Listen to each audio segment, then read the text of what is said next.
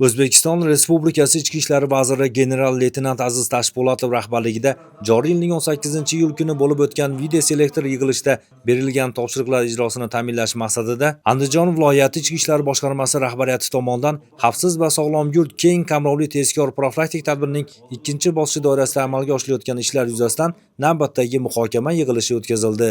Unda xavfsiz va sog'lom yurt tadbirining o'tgan 26 kunligi davomida amalga oshirilgan ishlar har bir soha va xizmat yo'nalishi kesimida tanqidiy muhokama qilindi. Xususan, barcha yo'nalishlarda olib borilayotgan ishlar tahlillar asosida ko'rib chiqilib, erishilgan natijalar bilan birga yo'l qo'yilgan kamchiliklar aniq misollar orqali yetkazildi.